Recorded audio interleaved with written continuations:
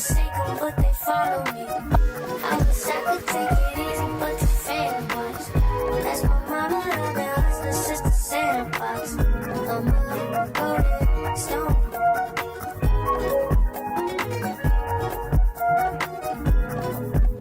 I'm sorry in advance if I let you down. I'm sorry in advance if I let you down. I'm sorry in advance if I let you down. I'm sorry in advance if I let you down.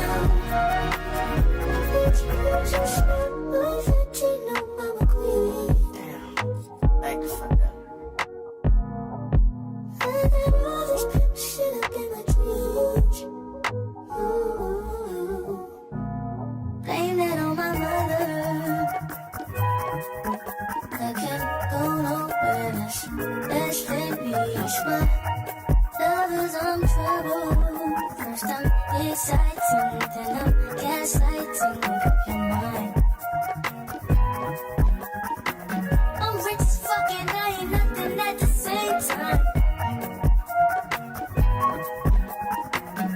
People have me in and love me at the same time.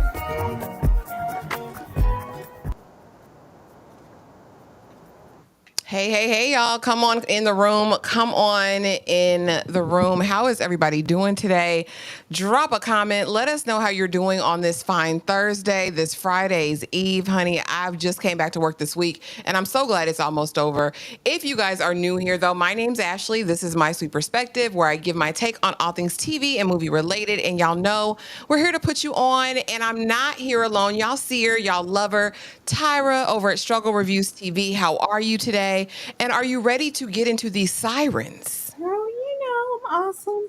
Feeling like a siren. It's always a good day when I get to be here with you guys. I'm absolutely ready. It's a whole lot to talk about. A lot. And let's just say hello really quickly to the people in the chat, because I see a super chat already, and we love that. What's good, Ashley? What's good, DeMarcus? And DeMarcus coming through immediately with the $2 super chat. He said this is his offering for tonight. Congrats on the renewal of season 8 of The Chi. DeMarcus, I'm not well pleased with the renewal of season 8 of The Chi. I think this should have been its last season. The Chi has run its course, and I don't know what other stories they should tell at this point. But I think it's record breaking, right? It is. And for Showtime, it's in the top 2 longest running series that they've had. I think that this season opened up, it had like 2 million viewers, which is like huge, especially for Showtime. So, I mean, no, I'm not taking anything away from them, y'all. But if they do what I think they're going to do this season, this will be my last season watching. Because don't do that. Don't do that. Don't do that. Yes, Critical. Good to see you. 8 seasons might be a record for recent Black shows. I think you're right. I think you're right. Let's see. Okay. What's up, Jewel So Real? What's up, live crew? What's up? What's up?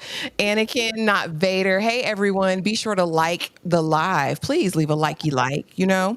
Hey, sis. What's going on, Tremaine? Hey, Tony T. Hello, everyone. Hit the like button for this awesome panel. You know it.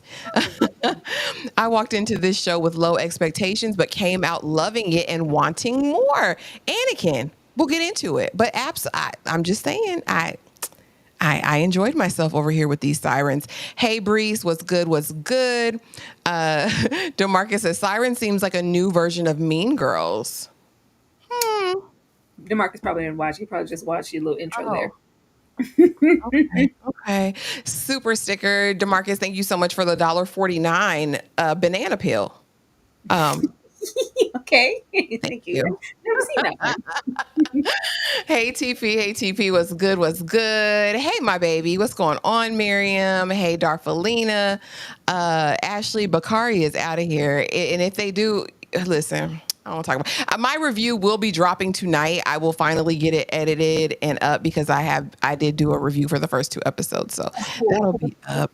What's up with these purple crowns? I don't know why everyone is popping up on my screen with the crown. Do you know, Tyra? Girl, that's because they support us the most. They show up the Oh, most. They, are active in the live the most on our end. So if they have a purple crown, I have Bree. Bree number one, number one, number one. Bree's number one. Anakin's number two, and third currently is TP. These are the community leaders. oh, girl, teach me something. As much as I be on the YouTube, I didn't know about this new technology. But yeah, I had. it, they, I was like, what who, the hell is this?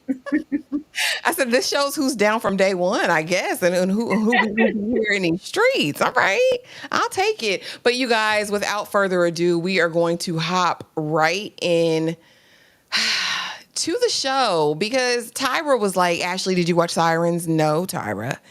Well, I'm halfway through it and I think you should watch it. I think it might be up your alley. And Tyra, I mean, I can't say she ain't steered me wrong yet with shows, but she's normally pretty on point because she gets me. You know what I mean? She knows the vibes. She knows where I'm at. And this definitely suited my fancy.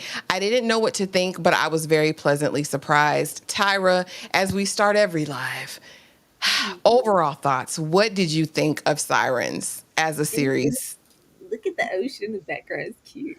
Um, this was interesting because you watch the trailer and you think, oh, okay, I know exactly what this is. And then you watch the show and it's full and it's like, oh, this is something totally different with a hint of what I maybe thought it was. I thought all of our leads here, our three lead actresses, I thought they did a great job. Like, first of all, Kevin Bacon is just going to be Kevin Bacon. And it worked. Okay. It works. He looks really good. But aside from that, I thought our three leads did an excellent job. I'm not sure. I'm not sure of her name, but the youngest lead here, the youngest sister, this was my first time being introduced to her. I thought she did really good. I Um, thought she did great because I was doing breathe. I was like, baby, get up. We just gonna inhale, exhale together and bring ourselves out of it. But she was performing really well. Um, what I thought would be, because I'm always looking for a little horror, thriller, mystery situation. And I was like, oh, I know what this is. This is a cult. This is Stepford Wives on a midsummer night with the Burning Man in the village. I was like, oh, okay, this is one of those. And it's not. It's not at all. And I like how they kind of played with that because a lot of the times things can be really predictable and you do know exactly what you're in for and what you're watching. This was not one of them things. I'm not it was mad at it. not one of them. Me either, because again, we think about the lore, and of course, we'll get into that. We'll approach this live a little bit differently, because their intentionality was to liken these different our main leads or our three leads to sirens with our like a mythological creature that manipulate, deceive, and unalive men, right? And so I didn't know. I thought we were definitely going to go supernatural. I definitely thought there was going to be a common thread, and there was, just not in the way I think people expected, and I liked that. I thought the story was compelling. I was sat. Tyra, if you came over into the House of the Dragon streets, you would know young Allie Milcock because that is our young Rhaenyra, okay? So you would have known about her. You would have seen about her. Everything comes back to Game of Thrones, Tyra. I have to get you over there. But no, I was really, really, I was well pleased with just the storytelling. Again, we have been inundated with so many really indulgent stories lately in shows and movies that it was nice to kind of get like a straight narrative for once, like with stuff that meant something. You know what I mean? So I was absolutely here for it. Everyone's saying it was a decent show. Hope you guys checked it out. But again, if you didn't, stick around. We're going to get into the thick of all of it. So easing on down the road, I want to know from you, Tyra. How would you rate it? Out of 5 stars, how many stars does this get? 5 being the best and 1 being the absolute worst thing you've ever seen.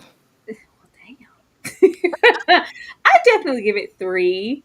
There are, a few shortcomings here. I can't say it's bad if a show leaves you wanting more, but sometimes it's like limited series, but five episodes, like not even that solid, even 6, 5 episodes. Like there were situations here to where I can't really rev it up and make it a 5 because I think it was missing a little subtext in where we were. I was like, we could have pushed this a little further.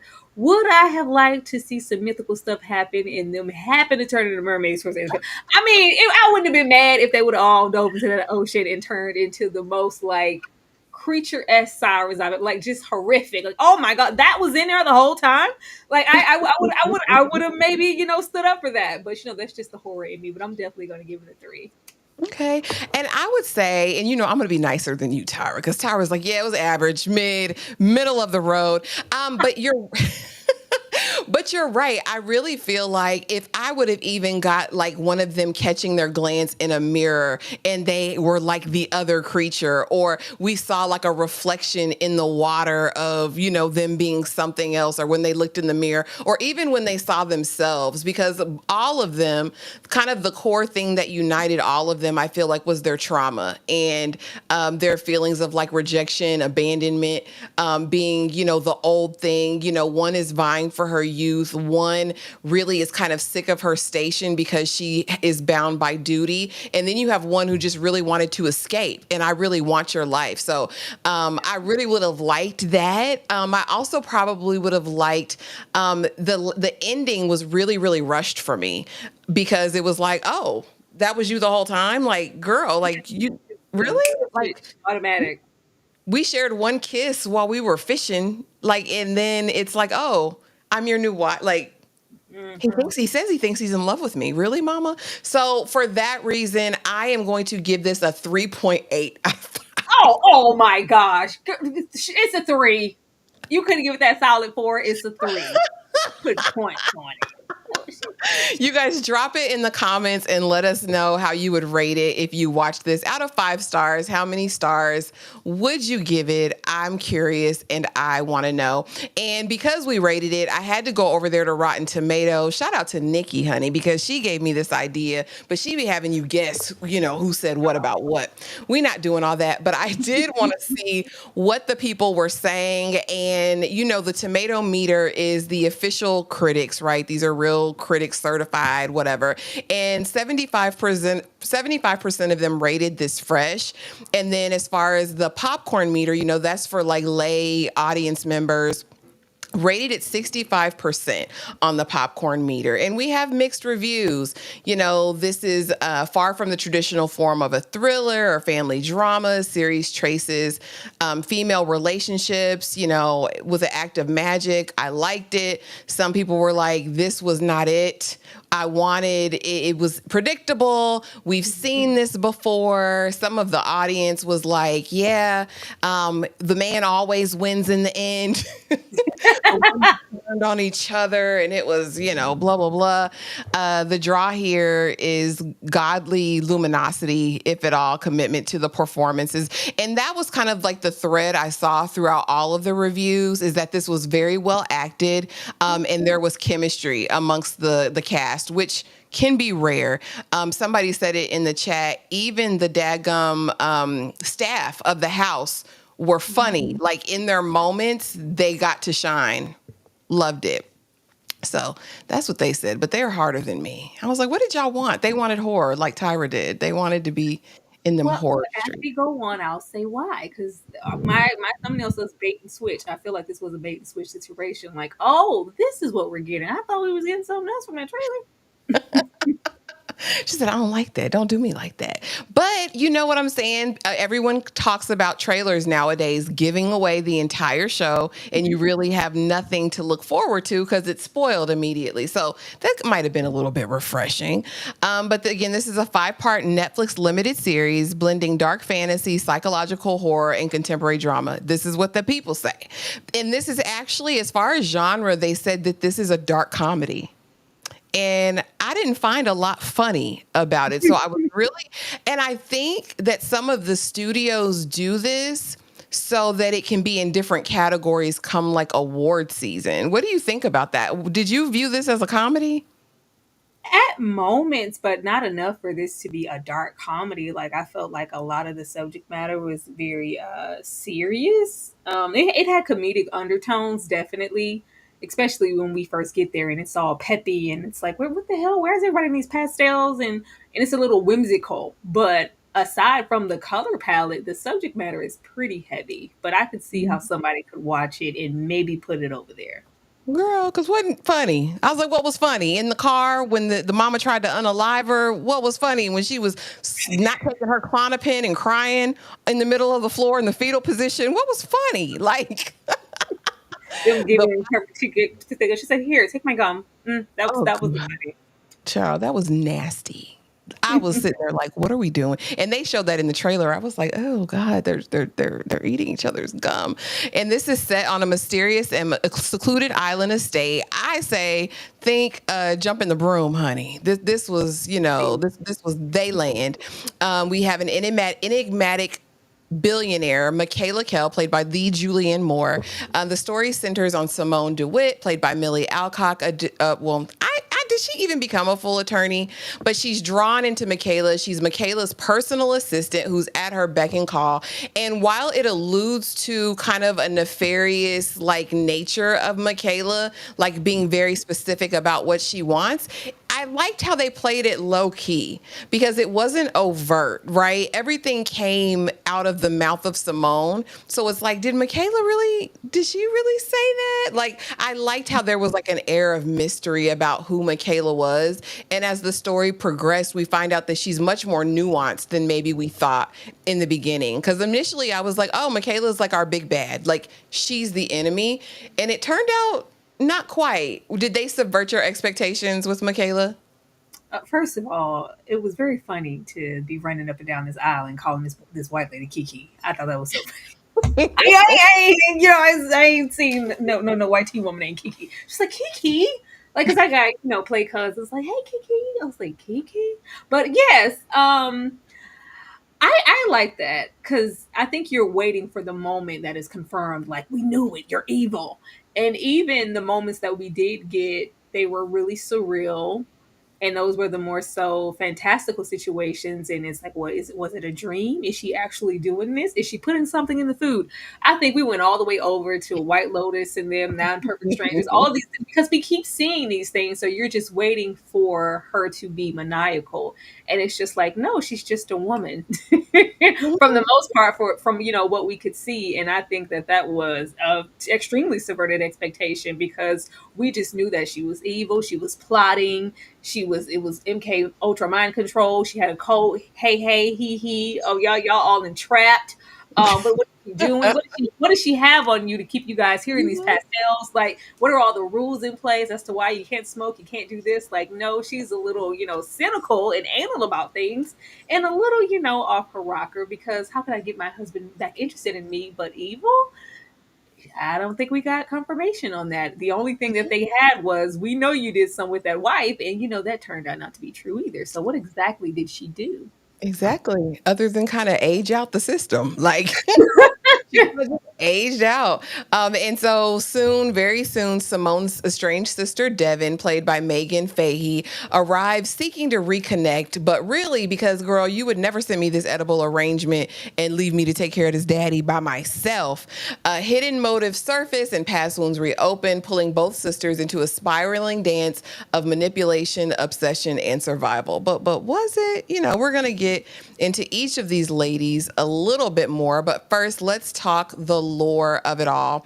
Historical lore of sirens. In Greek mythology, sirens are creatures depicted as either a bird, women, or mermaids, known for their enchanting songs that lure sailors to their deaths. They symbolize irresistible temptation, seduction, and fatal consequences. Sirens typically inhabit isolated islands, representing both allure and danger. So as we kind of go through it, we will kind of touch on things from mythology that kind of fit with the episode titles because they were very intentional with every aspect of this show. The showrunner, I read part of an article where she was like, no, it was my purpose. She was like, what if women were sirens, right? Because we all do possess this gift or this power, I think, as women, to manipulate if need be, or to reach our means, or to be abused, or to be manipulated ourselves.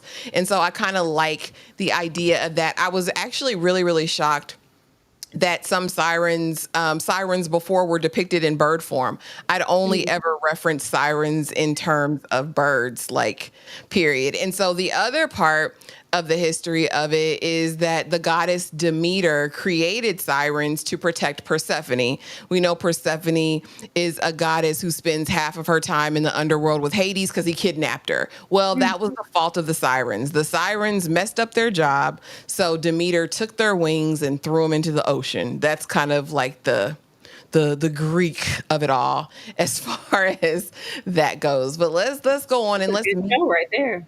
Yeah, that would have been great. What's the Listen, show that got canceled? Because we could have did all of that over there. What got canceled with Big chaos, Daddy Jeff?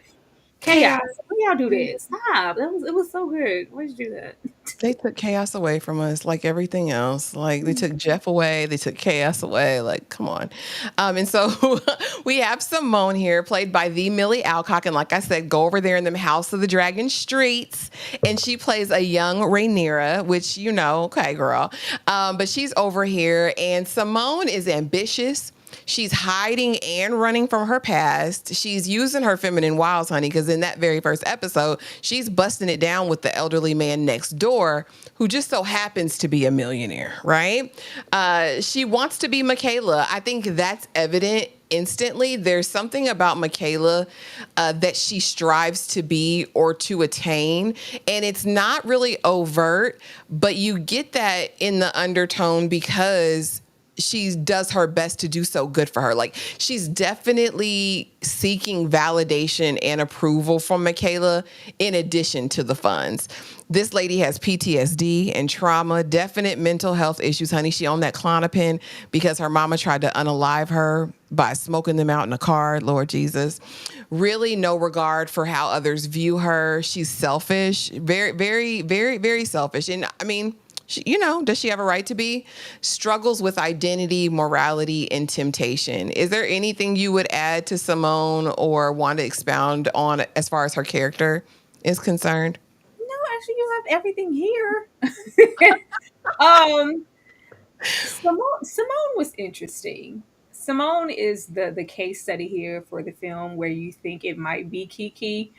I think she is the one that, because you're paying so much attention to Kiki, you're not really looking to see if she does have an ulterior motive, because she is so invested in, oh, I want to be just like you. Yeah, to be just like you, I also have to, covet what you have. And that includes your husband. Um, I think her unassuming, coy, kind of that a little hint of manipulation to where, oh, it's all innocent, and Kiki has all these rules on the island, and we're sleeping with this man, and it has to be in secret. Like, she's pretending. She hasn't told these people anything about herself. She's got a nose job. Like, I have a new identity. I'm a brand new person until my sister shows up. So the fact that she was willing to kind of hijack this lifestyle and assimilate so quickly, I think it was a little bit more than, oh, but she's so great. Kiki loves me and she's taking me in. And I think, there could have been moments, which is worth rewatching, where she was kind of waiting. And it's like, regardless of why I'm here, I'm just here for opportunity. And if it's not going to be from Kiki, maybe it could be from her husband. And maybe Kiki was just, she could have been in the waiting. Like, I really want this. I don't want, a leg up in my career for you to give me autonomy at the New York office or whatever. I want this man. I want this house. I want this mansion. I want all of this. And then you go to I love Julianne Moore. She's so good. Kiki's so good. Where it just seems like you're assuming, because she where she comes from, and I'm extending my love and my privilege and whatever to her, because I'm not only am I doing a good deed, but I may happen to like her. You can tell that she takes pride, especially with the other women that she's helped. I hope you got some for them three women, because I was like, what is this if not some type of mythology? Where they come from? Kind of like a mold. And it's like, well, look at my work. I'm not going to say put you up by your bootstraps, but it gives it a little bit of, look at what I've accomplished. Like, I too can do this for you. Like, I'm so great. A lot of her Conquest to me is because she hasn't been able to bear any children. So she'll take these women or these birds, and these are kind of her makeshift babies because I've poured into this, and look what we got. We got this beautiful, when you got here, you little pimple face, whatever, and now you're Look almost a at you full now. fledged woman. And unbeknownst to her, like, you're low key training your replacement. You've trained her to do everything on the island. She idolizes you, and I don't know. It's almost, how you got him is how you lose him. We don't really dive completely into how she got the husband, Mr. Kevin Bacon, but you could tell that there was something, going on. And I just like that she didn't really see her coming because she was kind of swept up in herself. And then by the time that she did, it was already too late. The claws were already in there, girl. Baby, it was too late. She had put all her trust in Simone, which I mean, which I think is easy to do, especially we think about the time now, the culture of those with money. I have a first assistant, a second assistant, and they run my life. They do everything for me. As far as Michaela, of course, she's a billionaire. She's charismatic yet controlling, embodies seductive allure and hidden manipulation. I don't know if her manipulation was so hidden. Maybe in that way that she coddled Simone, or it was almost like she treated Simone like a puppy. Yeah. Good girl. Did you do that? Did you make sure you did that? Oh, good girl. Here's a treat for you doing that, but still very much in control. No sex on the island. No, you're not supposed to be dating. You're working, and all of those things. She symbolizes the siren figure who captivates and endangers others. But ultimately, she didn't turn out to be as bad as she appears, but she definitely had a desire for youth that was clearly fleeting. When we see her take that selfie for Mr. Kevin Bacon, and then she kind of lingers in the mirror, with my face, oh my goodness, look at me. I haven't, been this, And so I liked how we're kind of confronted with her flaws, because one could assume that she had all of this bravado and confidence and oh no, I'm that girl. As far as the three women, I don't have a specific slide for them, but from what I could see, as far as kind of digging into the lore of it all, the Sirens and the Fates, or the Furies, they were always come in threes. And I would relate it to them. But what's interesting is that the Fates or the Furies were actually in competition with Sirens. They would have singing contests to see who was better. Exactly. In another kind of story, I believe the Sirens lose the singing contest, and that's another way they get sent to the ocean, because the Fates, I will say with Miss Kiki here, I really like the undertones when we get into her relationship with Kevin. Because baby, who could, yeah, it's you haven't wanted me to have a relationship, because that's the basis of the tension within them. It's like, it's not your age, I'm not cheating, I'm off trying to see, my kids and my grandson. You kept me away for you. Nobody can keep you away from your own children, sir.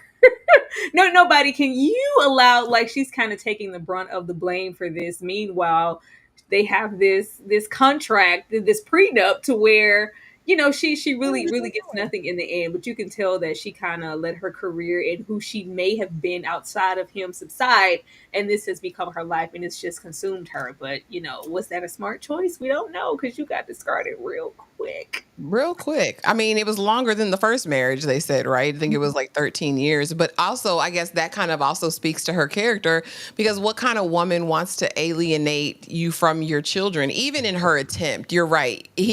Sir, you're the billionaire. You ain't have no problem putting her out to pasture. You have no problem putting that first wife out to pasture. So if you wanted to, you would have. We can't blame that squarely on her. But again, I get the dynamic. He left their mom for her. Easing on down this road, honey, to Devon, who I like Devon. Devon was probably my favorite. Which is, she's giving head to people on the boat, honey. She had smashed 3 men in 2 days. By the time she got settled on the island, honey, she had taken them down. We find out later that she was battling alcoholism, and she kind of replaced alcohol with the dizzle. You know what I mean? With dingling, any kind that she could get, whether it was the gardener, whether it was the captain of the boat, whether it's random in-house dingling, married dingling, any dingling will do. And the way that these men followed after her like a puppy dog. But Simone's protective older sister, she is determined, loyal to a fault, and definitely grounded, but she's also damaged and broken. Toxic trait, random head on boats, addictive personality, and bound by duty and obligation. I really enjoyed Devon's character because I feel like she's complex, right? So while she has this behavior where it's like very risky, this is the one thing I can control. And she says a line in this show that literally brought tears to my eyes, because I feel like it's so many women's story when, the married man is chasing her on the beach and the gardener and the other guy is following. And she was like, I don't give a damn if you walk into this ocean. She's like, you're what I do when I want to hate myself. Like, I was like, well, damn, like, is that what we do? Like, because it's like, I already feel like I'm X, Y, or Z. Let me do this thing that will remove all doubt. Like, I know you're married. I know this is terrible. You represent that for me. Like, when I want to hate myself, you're what I do. I could give a damn. I'm worse with you. You're awful.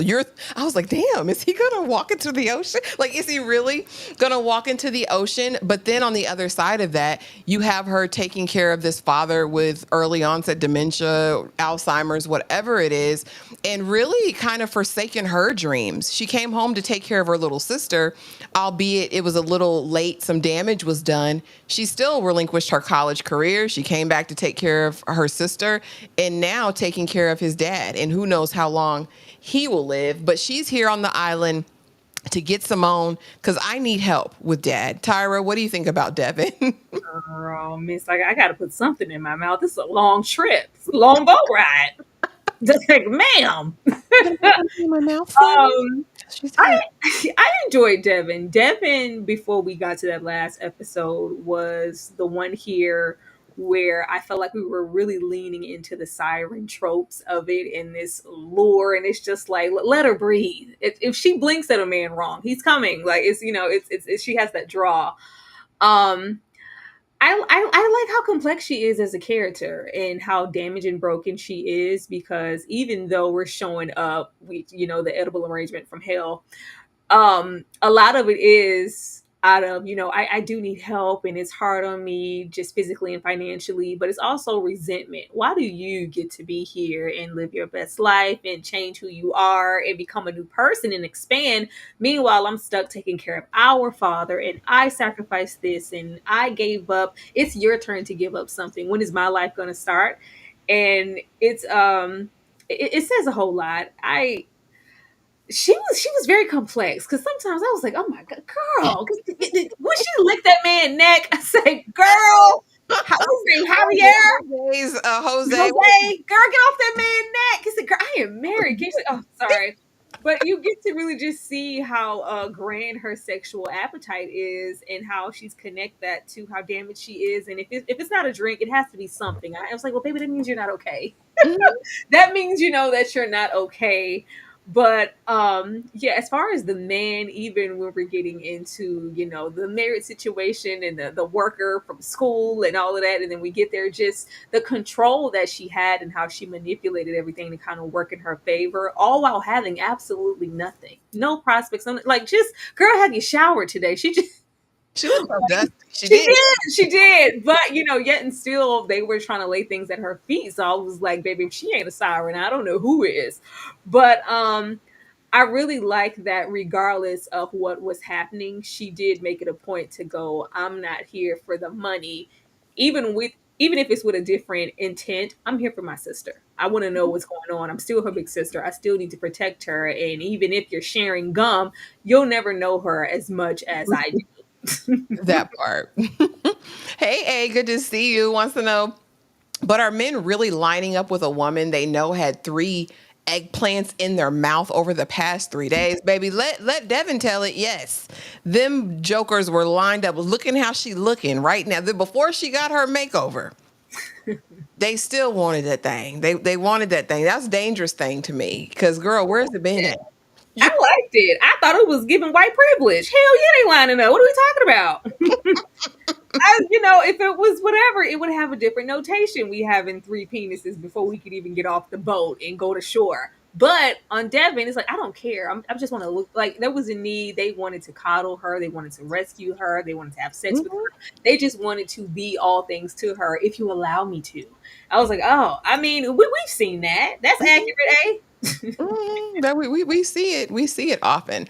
So as we get into the actual series, episode 1 is entitled Exile. The tie-in is historically Sirens were banished to remote islands, isolated, alluring, yet dangerous, which made them so excited when the men folk came through, because they say, oh, we know we finna get some. You know what I mean? In this first episode, Simone has exiled herself from her career, her old life, to become an assistant and to carry on an affair with a wealthy elderly man that lives next door. Michaela embodies the siren who draws Simone into the world of deceptive tranquility, offering escape and establishing control. Devon is on her way with this edible arrangement because she needs help with Dad. And once she actually gets there and sees how much her sister's changed, baby, it's not about Dad anymore. Dad can wait. Let me call this man to go sit up with Daddy. Because are you secure? And immediately real recognizes real, because I see you, Kiki. Like, I see you, Michaela, and I'm not leaving my sister alone with you. What did you think about the first episode, Tyra, and the tie-ins as far as them being on this remote island? You got to take a plane, train, a ferry to get there. She said it took me 15 hours to get to you. I like that. I did like the aspect of it being so secluded in a way of it kind of felt like entrapment, especially when you're getting into how Kiki operates is very self-contained. And if I don't want you in this space, you don't need to be. I expect things to run a certain way. And if you're coming up here dressed like the help, you got to go away. That first episode was really, really interesting because it's like, girl, don't embarrass me. I got to work here. You don't really know all of the backstory. You just see this innocent, sister do well. I'm just trying to operate in my new life, and I would come visit Dad, but I don't have time. Did you get the edible arrangement though? He has dementia. What, girl? Who? I don't care. I'll deal with you when I get to you. And you're like, girl, help your sister. Like, why would you don't know, the backstory of Simone. So you're just really like, how can you just abandon or act like you don't know your sister? What has been done to you? Getting more into the more so thriller, fantasy, horrific aspects, because first of all, as soon as you get on an island and you're wearing pastels, you're gonna get into some Stepford Wives. It's gonna be some don't worry, darling. What are you hooked up to, and how can I unplug you to get you off of this island, sister? What is this, a cult? Are you indoctrinated? What spells have been cast? So you're like, yes, girl, rescue your sister. You're her only hope. She's been brainwashed. You're just expecting Michaela to be this evil thing that has her under her thumb. And we're going to go through the motions while the sister unfolds what's really going on. And we're going to go down some dark corridors. And always knew you had bodies buried here. Like, it was just, it was just going to be, dark. And it's just not. It's just really something else. But first meeting her, he's like, okay, first of all, like, it's very, like, don't make me show out. I'll burn all these down. Girl, I don't care. I'll come. Like, there's no boundaries with her, which is scary. Whether it's, the opposite sex, whether it's her life, whether it's her sister, I don't care by any means necessary. Very siren. I'm going to get what I want. And I came here for you. And I'm not leaving until you give me an explanation of why you can't go with me. And even when you do, you're coming home with me because I need help with Dad. So I thought the theme of it all was great. And then also having her stick out like a sore thumb. Because why all the goddamn pastels? Like, where are you going? Is this a cult? I think that's the first thing. You just the cult of Lily Pulitzer. I was like, if I see another Lily Pulitzer dress over here, you just got them on standby. You just have a closet, a trunk full of them horrible fashions. They love them though, girl. They love them down here. Chill. Really? In real life, yes. You're not a real true Southern belle unless you've got a couple Lily Pulitzer in the closet. I was like, get this pastel floral mess out of here. Now, also in this first episode, of course, it's the reception. So it's not just her journey getting to the island. But then when she gets there, what did you think about the first meeting she actually has with Simone and kind of this dry, passive aggressive, like, I'll just tell Michaela and Michaela will handle it. Like, what do you want to do? What do you want to do, Simone? I was like, girl, what did you do? As a big sister, girl, what did you do? That was when I was like, by the time we got to the money situation, I was like, oh, okay. It's not just, I'm just trying to forget where I came from and start a new life and be someone that I'm not because I know my sister and this isn't you. Something happened. We don't know what it is, but it had to be something pretty serious for you to kind of, look this way and I'm going to offer you this 10K and we never have to see you again. I need you off the island by in like the morning. Okay. I don't, she's like, yeah, like make that happen because I don't want her here either.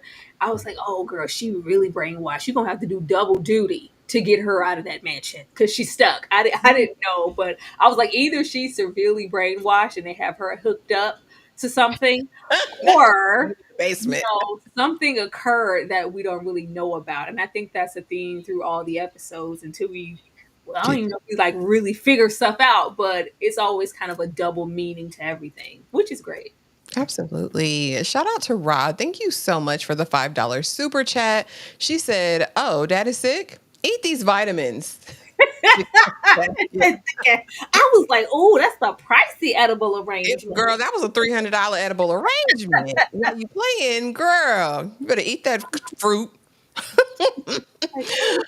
Oh, goodness gracious. Oil. Eat that. We don't want to waste that. It's good fruit. Mm-hmm. Good fruit, chocolate covered dip, strawberries, pineapples, everything was in that bag. So as we're going on to episode 2 entitled Talons, tie-in is sirens were originally depicted as bird women with sharp talons, symbolizing hidden danger beneath their enchanting beauty. And in this, it wasn't only literal, but also metaphorical. Michaela is obsessed with these birds in her aviary and also has a grip on Simone, and unbeknownst to Devon, has a grip on Devon as well by the time it's all over, because Devon becomes almost obsessed with Michaela and what's going on with her. And again, she's observing, finally thinks Michaela is an unaliver when she has to go to the Pinta in the drunk tank. And is sitting well, what they say. They say she's the first wife has never been seen or heard from again. Simone's affair with the neighbor, and she's not on her meds. So a lot happens in episode 2. Again, Michaela has rules. There's no sexting on the island. You're working, but also you would never be smashing my husband's best friend. He is 30 years your senior, and it's just not it. So although we have, what seems to be a very dedicated Simone in the beginning, your slip is showing, baby. You've been working undercover, unbeknownst to Michaela, to kind of arrive. Now, while he's not the ultimate prize, the neighbor just might do, Tyra. What do you think of this dynamic in episode 2 and the talons of it all? I like that. I don't think she ever really had any. I think when she did draw the talons, it was because she thought she was being a mother and protecting her baby bird. The way I was like, girl, not Simone. Simone is not what you thought she was. And like she said, you don't know my sister. And I was like, oh, we never knew her either. But the way that she is kind of in protection, even feeding her, like, how you mouth feed the bird, like, here's my gum, like the same, like it was very literal in that way. Even the room that she had her in, I'm like, this is a how much mansion, and you picked the floral pink princess, pretty little girl room. This is a grown ass woman. Mm-hmm. But in my mind, this is my little protege, my little girl. I've invested so much in her. Mm-hmm. I got her just where I want her. What you won't do is show up here as a little dreadful sister and unravel that. Let me get her out of here. The whole situation with her obsession with the birds on the island, and it's just all really metaphorical to me of her children. Like, I think that's been her heavy burden as to why she may feel like there may be some discontent in her marriage outside of her getting older. I haven't been able to bear any children. let me try to, invest and put my stock in something, because this is something that I can mother. And we just have Simone come along and be that in full form.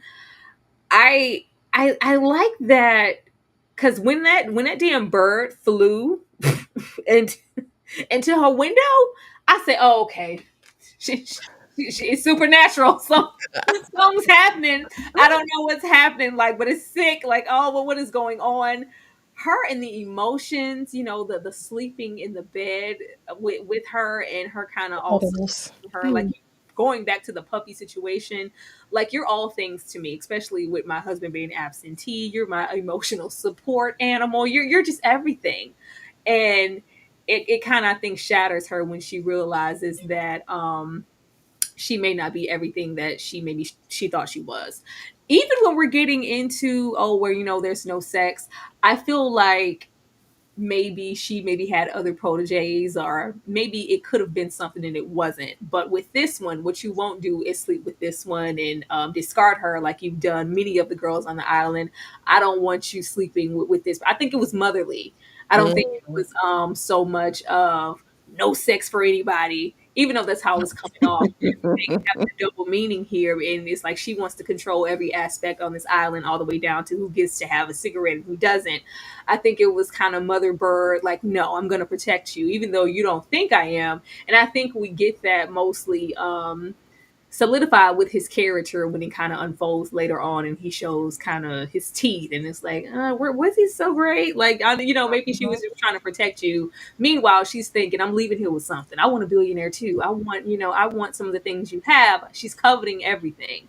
But I really enjoyed Kiki's character, because I was really waiting for her to be a murderer, like, the whole time. Me too. I was waiting to see her push somebody off, and I like how they played with it, because for a moment you couldn't tell me she didn't kill that man. I was like, the Yeah. last time we saw him, he went off with you, and we ain't seen him since. When she said I handled it, I I, handled it. I handled it. Girl. I handled what? What exactly did you do? But that situation, along with kind of the things that are like left up in the air when we're getting into kind of like the dreamlike sequences, and when she's pouring into you and telling you things about yourself. I'm like, what? Do y'all see this? Like, what is she like, what is this real? Like, what's happening? Was the weed medicinal? I don't know. It's just so many questions coming up.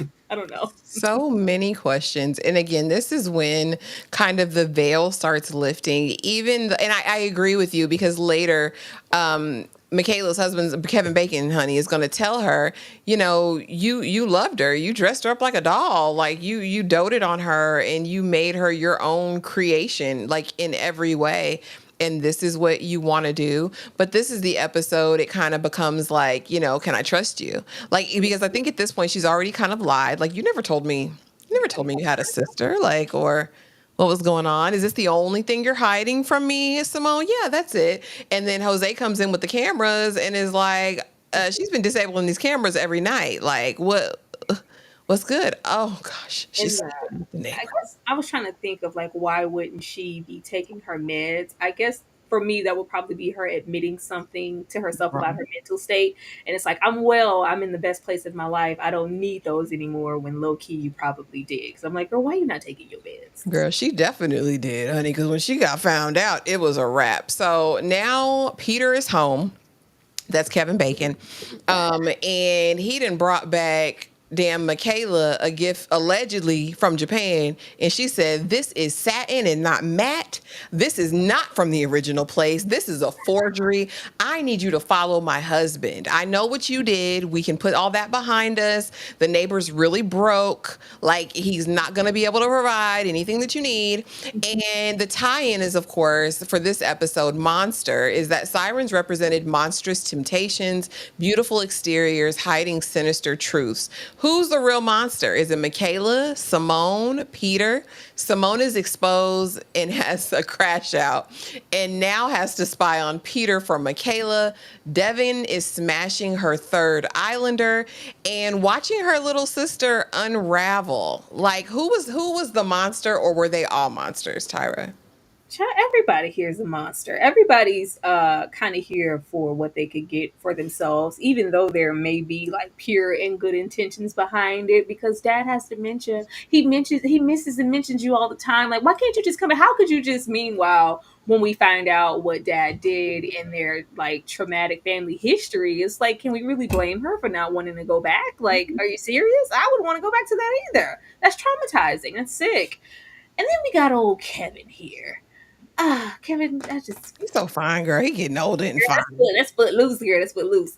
Kevin's always fun. Like you can never really tell, but prior even to the situation with Simone, it's like he's absentee and he there's a one business trip after the other. And if I send you these titties, I expect a response back immediately, okay?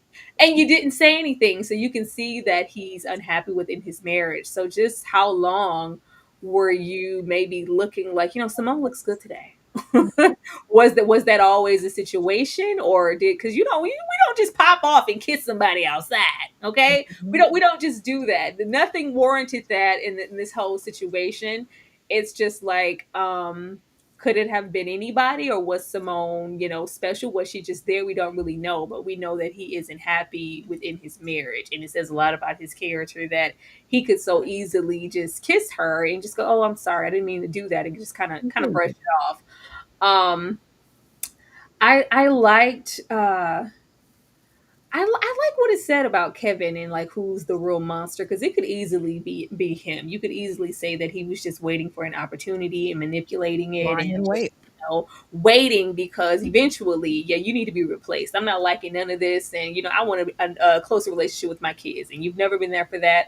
I'm really waiting for a moment, and then you have Simone here. There could have been a moment of, me spying and me seeing you here, but I don't want to jeopardize nothing. If I know she cares about anything, it's about this man. Get in this and get in here and do clams. Do what with you? I'm gonna get on this bicycle and Mhm. throw my ass on back to the And island because I don't want to be caught in a compromising position. But all of the, the hair and the like oh it's so cute like it's not so much like flirting, but it's a very fine line. And then it says a whole lot that as soon as it happened, we didn't get on that bike and go, he kissed me. You're a husband? Because I want you to hear it from me first. He kissed me. It was unwarranted. We were saying I was doing what you told me to do. It was just like, no, she didn't say anything. Like, why wouldn't you say anything? And of course, the easy answer, I thought it would hurt you. I wouldn't want because I love you so much. I love you so much, but that could have easily been like, got him, him, I don't know. And then of course you have big sister Devon running around, and of course it's all, I love my sister, I'm going to protect her, especially that moment that she has that breakdown and she's literally collapsing on the floor. If I wasn't here to lift you up, who knows what would have happened, because she's just like distraught at the aspect that all of this could go away at any moment, like, oh. And there's that, but at the same time she's dealing with her own like self-deprecation, and she gonna make sure she make time to get, come on in here, Gardner, I need a little fix, I need something.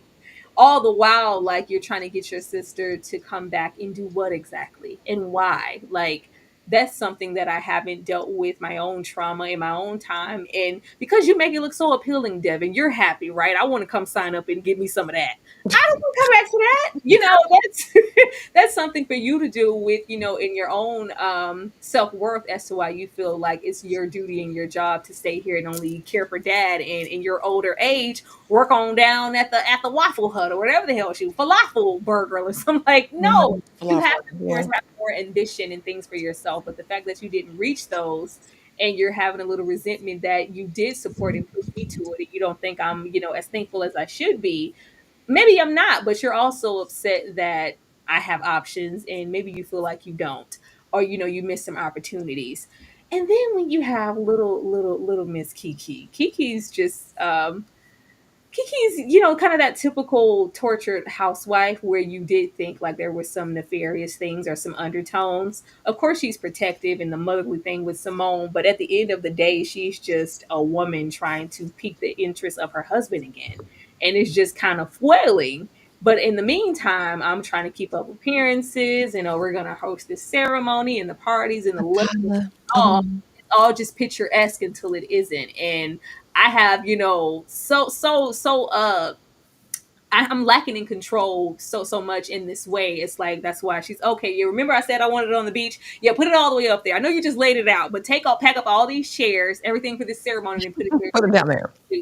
Like she's kind of throwing her weight around. That's why when Jose was like, "Oh, you can't fire me." What? Where? Fire who? I was here before you, and I'll be here after you. You can't fire me. There was that. So I appreciated that monstrous activity as far as everybody was concerned. Yeah, I mean, it was definitely there. Now, listen, grown up Kevin Bacon, big fine. Like, I listen. Like I remember Ren from Footloose. Ren don't got nothing on an aged up Kevin Bacon. Kevin living his life right. Over there with his beautiful wife that they've been together for 100 years. Like, listen, he doing right in real life. You're not gonna make me think anything different because I said, listen, it couldn't have been me. It couldn't have been me because I'm going over there. But I'm gonna be honest about it. Simone also, I feel like, was waiting for her opportunity because knowing Michaela and how she is. She knows Michaela would never want a time where they were alone, unsupervised. Girl, you get in out of there. You get in there, you get out. Give me these pictures that I need. And I love that there was somebody else looking and lurking around because I believe earlier this episode, or I think maybe in episode 2, we see Devon trying to chat up the photographer. You know she's a killer, right? Like, do you want that story? Do you want to read journal?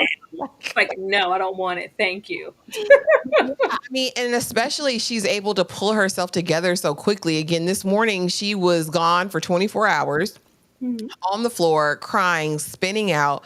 Devon is right there. Now she's got to go make amends with Michaela. And again, Michaela's asking, is this the last thing? Is there anything else you're hiding from me? Is there any other truth that's going to come out outside of you screwing Mr. Neighbor, right? Is that it? And there's still this underlying, yeah, no. I'm not telling you. No, that's it, Michaela. I promise you. So it really gives innocent, but she was strategic the whole time. I don't know. I think they're all monsters. Darfalina, thank you so much for the $10 super chat. Kevin Bacon was the monster. He preyed on Simone and cost her a job. Then he told Kiki that he wanted another baby. And suddenly his middle-aged wife was out. He took responsibility for nothing. Yeah, why would he? I'm the billionaire. It's my mansion. It's my money. My man. Yeah. Kevin Bacon wasn't playing with her, and I feel like she got comfortable. Michaela got comfortable and got complacent, and I think forgot how she got the spot because it didn't take him long. And Michaela did move a little nasty, but sir, that was still your fault.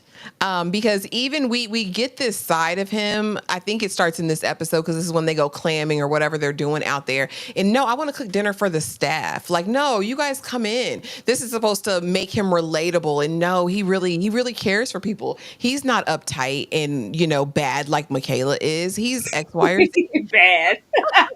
I like his little untouched little sanctuary in the whatever that was that he was going to in the higher ranks or whatever the home, and it's just like, yeah, this is my space. It's all lax, none of that lush. Smoke a little weed, have a cigarette. Like we don't do that here. I'm relatable, ain't I? Like, yeah, we see you, Kevin. Listen, have a little fun. Do a little dirt. Now, I will say what threw me for a loop was I thought he was going to hook up with somebody, but I honestly thought Simone was loyal. I thought he was going to end up hooking up with Devon. I thought Devon was going to get some of that dingling. She had got everybody else's. Why not get the millionaire dingling? Why not? What are we doing? She would never.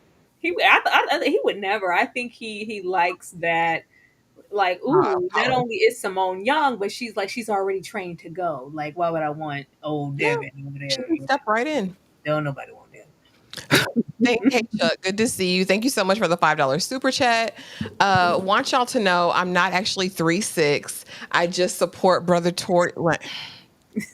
They got at him on some blood in, blood out ish. Always showing y'all love. We appreciate you stopping by, Chuck. Lord have mercy. Huh? Oh Lord. Okay. Don't start nothing in the comments, Chuck. save it for the other live. For the collective news, Collective which will news. be on its way. Episode 4, Easing on Down the Road, is entitled Persephone. And of course, the tie in is Persephone was abducted to the underworld. But also, the Sirens were responsible for keeping Persephone safe, and they failed at their job. And so their wings were clipped and they were thrown into the ocean. But it can also represent captivity and dual existence, both in the underworld and in the real world. The missing Bruce is now back with Simone's daddy and the owner of the falafel shop, Devon's little side piece, who's married. Devon has her married boss and her other boo sniffing after her all episode. Michaela reveals her softer side in dealing with Simone and Devon's dad, which for me really humanized her. Again, up until this point, we see her very insecure. We see her jealous. We see her self-conscious. We see her, I'm the puppet master. I run this. This is my well-oiled machine. And we know she has a background of an attorney, and she forwent all of her career, her hopes of children, to settle down with her husband. And so now we have the dad here, and the dad goes in and out. But this man wants to propose to Simone. You see him down there on one knee, but he's elder and clearly having financial troubles as well. So Simone, at this point now, all of a sudden, you don't want to marry him when that was the goal before. So do you think in this moment, Tyra, that she already knew something was cooking with Peter? Like, do you think she already kind of felt it? Because why say no? Why say no to Bruce? He money right now. I just want to know why he has to be elder and Kevin gets to be Big Five. The fineness makes all the difference. The fineness makes all the difference. Oh, okay. I just was wondering. I think she knew what it was when she had that vision of her. Because at first we thought like the vision or whatever, the dream sequence of him being pushed and him landing on that log branch situation on the beach was something foreshadowing what Kiki maybe had done. Like, she definitely deaded him. Like, he's gone. But I think that was more so her. Like you were having some intuition about yourself. Like, yeah, he's not it. Because you could tell, like, even the energy kind of changed once she was like, yeah, baby, he ain't got no money. He didn't, burn through all that trust fund. Like, he's not that. And it was just like, oh, but like, what? Like, but he does. And he told me he loved me. Like, this is kind of like, not my meal ticket, but my meal ticket. Like, I've arrived. And it's just like, no, he's not only not that, but, he does this. He finds, young, little, unassuming girls and has his way. And, like, he gets ghost. And then, I think it was because he saw her like with her slip showing. I think it was all cute when it was like, oh, I'm from here and I can come here and be a brand new person, and he's none the wiser.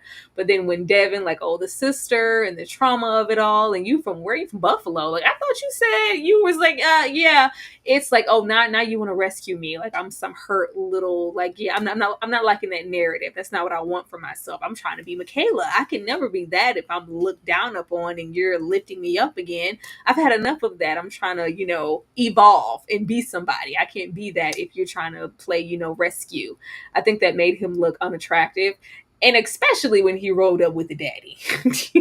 Soon as he rolled up with the dad, it was like, oh, okay, yeah, it's official. Because it wasn't anything that it was nefarious. Like, yeah, remember all that stuff you told me your daddy did? Here he is. Like, yeah, all you said was, you didn't want to talk about it. I didn't know that all of those things took place. You weren't that forthcoming with information.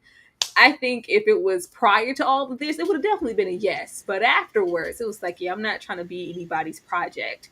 Yeah, you're not looking as appealing to me as you did before, especially since you ain't got no money like that. Not the money I thought you had, but who does? Peter's still, still over there. And, maybe one day, if not Peter, then maybe somebody else. But until then, I want to stay in this bubble and be Simone's protege and hopefully get, what I really want here in the end. And I think it was something bubbling underneath there, though. Once we saw the whole thing with the mother, I think this is when she, either this one or the one prior, she physically expressed exactly what her mother did. And kind of that interesting, complex conversation of Devon when we have that little dream and she's like, do you feel some type of way that your mother didn't, take you with them? And she only chose, like, why do you think she only chose to take baby girl like that? I thought that that was really really interesting. But yeah, I thought the slip was showing, and she just wanted to be looked at a certain way. And even if it was I think it was also something that he wasn't even something that Simone coveted. Like, well, he is a catch. Like, girl, ugh, like that. He's like, you don't want that. And it's like, well, if Simone though, I showed on this ain't what I thought it was.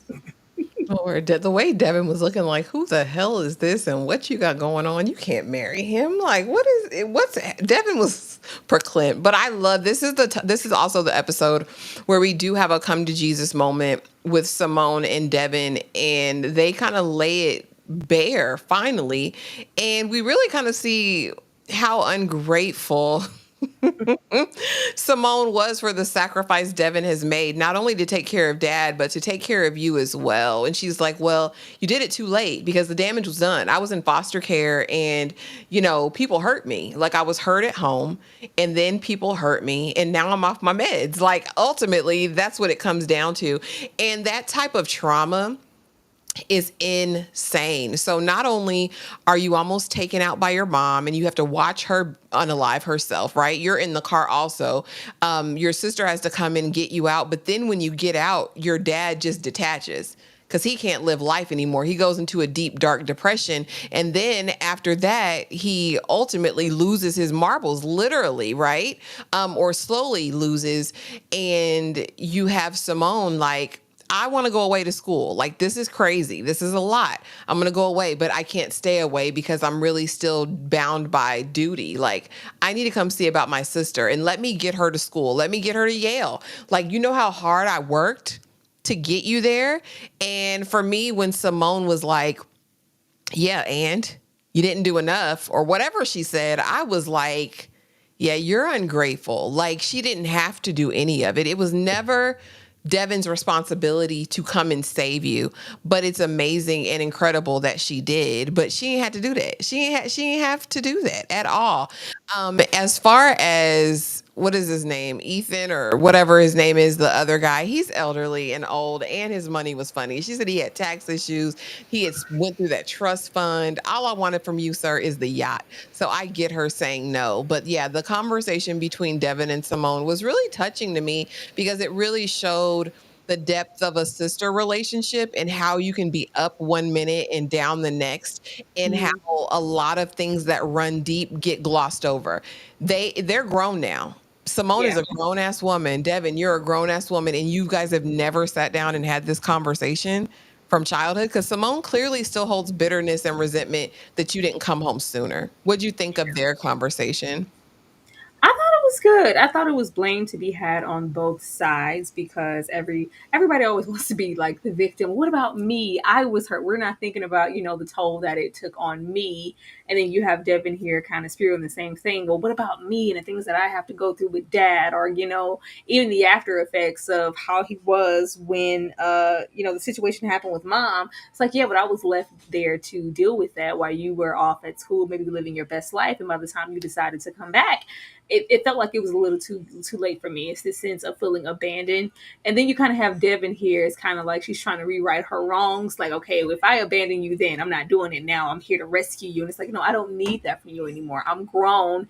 Even in the way that she said, like, you were looking for validation for me to be damaged. You came here wanting me to be like at my Mhm. lowest. And I'm not. Like, I've dealt with those things. I've gone to therapy. I'm like, but you still ain't. Say, but did she? Did Did you? But that's what she said. But like, I'm okay. But are you?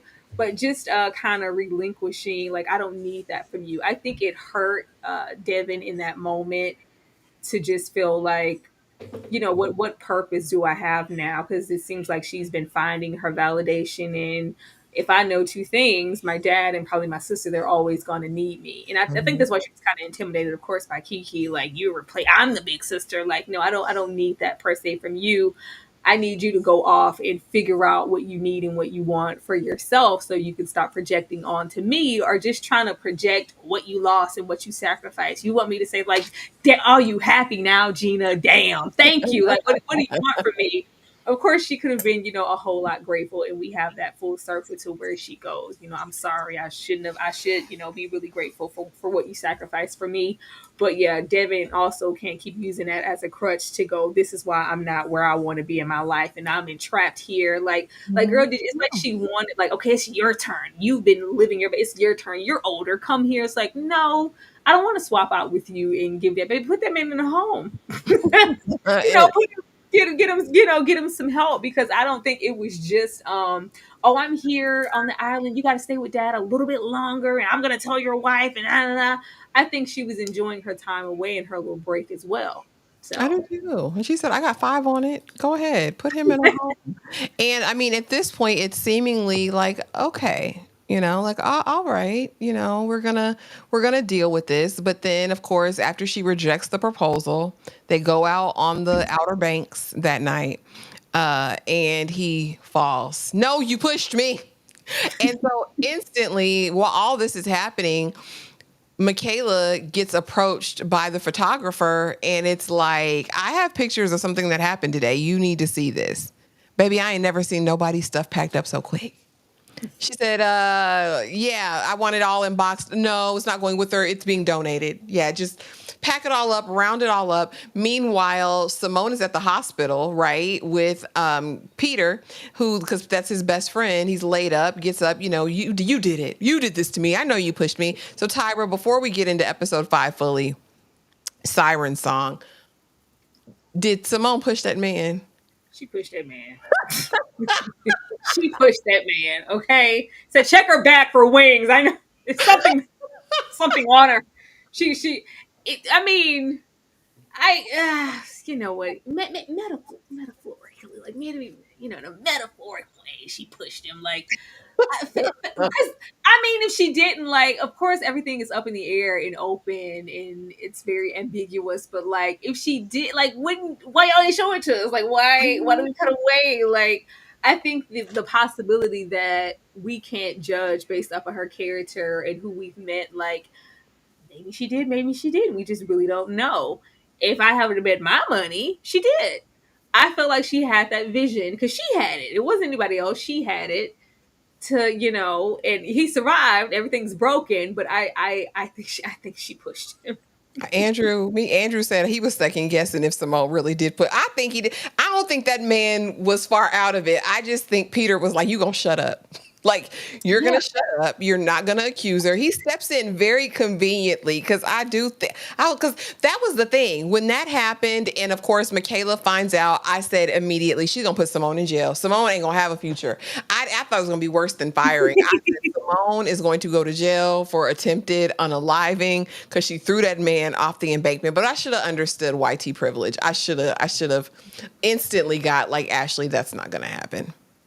I didn't think she liked what he was saying. I think a lot of the things he was saying, even though it was a drunk man, she saw some truth in it, and she didn't like what she heard. Like, he's not seeing the little Miss Pretty in Pink and me and my little lingerie, and we're sneaking off in the innocence. So he's like, oh no, you're just maniacal. Yeah, God, you've been. Hey, girl, he was. Of course, he was a little bitter because that proposal was denied. He was like, oh, I see you. I see exactly. She's like, get this. She's like, stop saying that. Like, don't say those things about me. I'm not that person. I'm the new improved Simone. I don't have that trauma. There's nothing wrong with me. Who do I look like? Devon? Push. She pushed him. I'm like, and he's lived there all of the time. And, he's walking right on the edge. But he's never fallen before. So why now? Simone definitely pushed that man, y'all. But again, episode 5 was entitled Siren Song. And the tie-in is the Siren Song epitomizes irresistible temptation. This temptation you can't control. Baby, if the men hear this song, they're going over the edge. Them sirens got them in the ocean. Do you hear me? But also it represents inevitable destruction or transformation following surrender. Michaela fires Simone and is quickly replaced. Baby, when I tell you, she said, no, you're not coming to the gala, go home. Jose had them packed up in the car service, ready to go. She finds all her stuff packed up and she's like, I've got something to say. I've got something to say. And so, of course, she makes her way to Peter, and she lets him know, she's been, researching and doing all this stuff. I'm not going out by myself. Looks in the safe, sees, that she's trying to get proof of him cheating, whatever. And we actually finally see a real conversation between Peter and Michaela, where she's like, I knew you weren't cheating. I knew you were there to see your kids. I mean, I knew the bow didn't match, but then I did my own digging and I found out. So, Tyra, what do you think? Why did Michaela continue the farce? Like, why continue it if you already had your answers? Well, it seemed like once she hired the photographer, it wasn't just to, get the pictures. It was, I think she realized, like, kind of, I feel like my time is up. I don't want to walk away from here with nothing. I've Mhm. already kind of relinquished what career I did have to be Mrs. Peter, whatever. And unless there's, some type of clause here in this contract and I need those things, I think she didn't want to say anything because I'll always have that in my back pocket just in case you try to scoop me to the side for the next woman. Yeah, well, I have proof that you were cheating and that would, align me with some funds. I think that was getting into him, Peter's, oh, you were trying to manipulate me. You were going to have that in the tuck to hold over my head. Yeah, I needed some leverage to protect myself because I feel like my time is coming. I feel like with Simone, whatever little respect or Kiki and go, we're family and sisters, and you're like I think that dropped as soon as she was fired. And Mhm. not just fired. I think the aspects which brings me back to Kiki and kind of her relinquishing this career, I think she really enjoyed the thought of, oh, I could be a businesswoman. I could have my own autonomy, my own career, and go off and be in charge, of course, at the hands of Kiki giving me this opportunity. But maybe I don't have to rely on a man or wait or look for an opportunity or sleep with whoever. Maybe this could be my thing. And it felt like she was really proud of that at that moment. Like, I can even help you with dad. Like, I can send money. Like, I'm gonna do something. And then the moment she took that, I think her whole life flashed before her eyes. And she was like, "Oh Lord, you're trying to send me back to the ghetto? You trying to send me back to Buffalo, like with nothing? The I just, ghetto. all the time I've invested. So at this moment, it's me or you." And I think she also was hurt, just like Michaela was hurt. Like, oh well, I asked you, was there anything going on? Why wouldn't you just tell me? And then I have to hear it from another person. I don't owe you a conversation. I don't owe you a breakdown. Your stuff is just packed and you can leave now. Because as far as I'm concerned, now you're a threat. You're a threat to me, my marriage, everything. How could I trust you? But it was Agreed. like, what did I? And then you have Simone, like, well, hell, what else in all did I ever mean to you if you could so easily discard me without even giving me the opportunity to say, well, this is exactly what's that, or just even my character, like all of that is up in the question now because it's the picture's here. And then for the most part the picture was still modest, like it's not like she caught them like Mhm. it was still us clamming like I said, and he kissed or whatever. But at that moment she chose her husband over Simone, and it's just like, yeah, you have to go. I'm already kind of on my way out of here, that I can feel it, and I'm looking to cover myself, and here you are. Yeah, you're no better than all the other women. You got to get out of here. She was Yeah. like, okay, at this point it's either me or you. It's Yeah. me or you. And he did kiss me that one time in Quahog, so So let me run this last play. slam. And then like how he took it when it was like she's fired. He was, and she's like, you. I was like, right, you taking this a little personal, ain't you? That's what I said too. You taking it? You. She's the why help. why you Hired so the help. mad? We've had Mhm. plenty of what I fired. Like I fired the hell. I I fired the maid. fired the help. The I maid. fired the help. Whitley's not the maid. Whitley's not the maid. And All then right. even like that tear at the dignity, you couldn't even just say she was fired for a particular reason, or we're not gonna say, oh, she was stealing. Like you have, like you gotta push me in the back on the way out, say I'm a thief too. And so she's like, okay, okay, ho, it's on. It's Yeah. on. You think you're being pushed out. It just felt like, I could have had your man if I wanted to. If I Mhm. want, it was very just hustling. I take your man again if I want to. That's I the take thing. your man. And it's just like it was just that simple. So the way that she gets in that car and it's just silent and she's like comatose. I don't got nothing to say about nothing. It's just like, you know what? I'm not going down without a fight. Not only am I not going down, but I really don't have to because I know he's interested or he wouldn't have kissed me. I'm going back home. This is my home. This is my home now, and it's always been my home, and it's going to be my home moving forward. Christina, Rod, thank you so much for the $5 super chat. What was Simone doing before? Because why the entire staff got geeked when she was fired? She was being a terror to them people. Mhm. She was so worse. I mean, we saw pieces of it, but girl, you don't need a megaphone out there messing She with them was people. I training. think She she was was baby terrorizing them. Kiki, baby Kiki, because they didn't like Kiki either. But Mhm. I love how as soon as she aligned herself with Peter and she was missing somebody, it was like, oh, Simone, you look so beautiful. Like, like now it's time for us to kiss the ring because we have a new boss now. It's all like, if you where the money resides, we can't hate you no more. But yeah, they were singing hallelujah praises when she was like, oh yes, get her the hell out of here. She walking around here being baby Kiki. We already got to deal with her. Now we got to deal with two of y'all. You got to go. There was a lot to this last episode. I think even in the conversation between Peter and Michaela, when she's like, I can never have anything. Like, I can never have anything. Can I, Peter? And it was like, oh, so this is Peter, you didn't put your hand in the cookie jar before. So what made Simone that girl? But in this moment, she realizes all of her unspoken desires, right? Because they do a great job in the show of really giving her this innocent, innocent coded like perspective the whole time. You're like, oh, she's just working, she's screwing the man next door. She ain't worried about this man. She really wants to do a good job for Kiki when all the while, girl, these are the desires of your heart. And I want to know, a true siren or were they all sirens? Because ultimately Devon confronts her before she heads out and is like, you know what, I'm gonna go home and take care of dad. I'm not doing the home thing. Well, no, I can pay now. Look at this, you can come back and visit. This is all mine. I'm ready to step into my place as Mrs. Key or whatever, and everything's gonna be great now. Oh, you want me to shut this open door?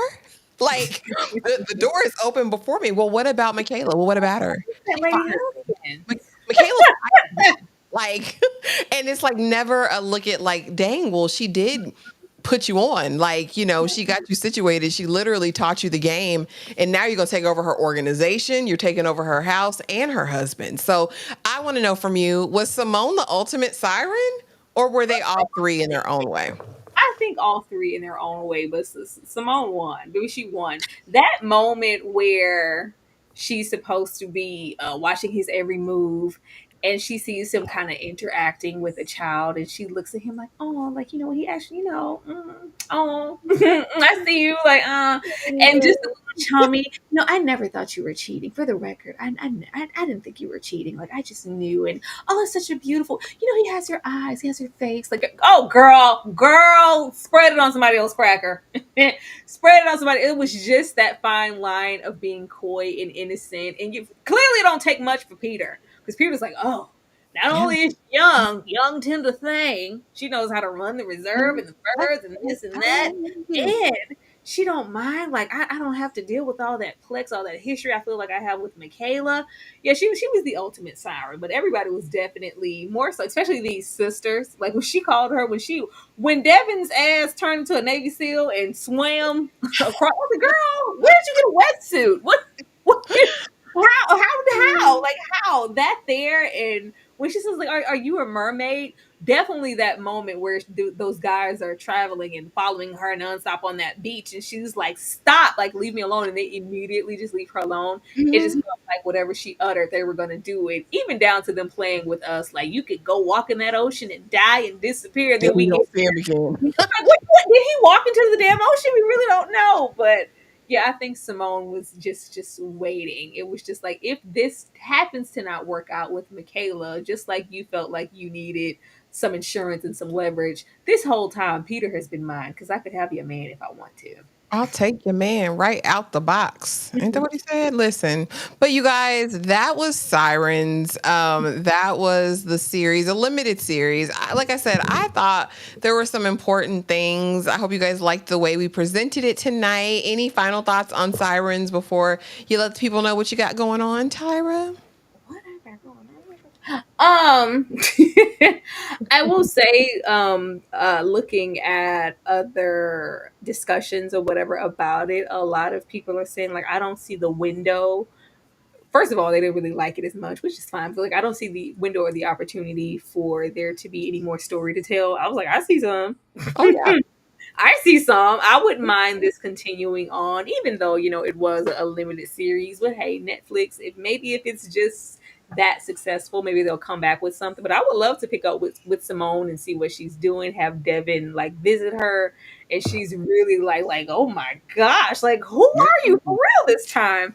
Or just to see where Devon is, like how she evolved. Because I wasn't expecting her to like, well, yeah, I'm gonna go take care of Dad. Like, girl, I thought you was gonna go on the boat with old Please. dude. I want to be on the road. Listen, I'm I going just to go on the boat. But you win. already know some of the stuff that we have coming up. Chow. It's been a thick week. I think tomorrow we will be getting into She the People. She the People, y'all. If y'all have not watched all 8 episodes of Tyler Perry, She the People on Netflix, we will be discussing it tomorrow. And I think that's gonna be very interesting because I don't think anybody has anything good to say, and that's always a fun live. Um, Saturday, I have to get that live up, but we will be having a collective news situation prior to the members only watch along. And of course, Sunday, we're having a binge of some gangster movies, and we would love for you guys to join us that day. Yeah, it's going to be fun. And I believe tomorrow night, immediately following or not long after She the People, we will be supporting Nikki over at King Nikki TV. I guess it is again. It's no longer a night. I think it's King Nikki. King Mm-hmm. Nikki. We will be over there because y'all know our girl is creating her short or directing, producing, writing her short film.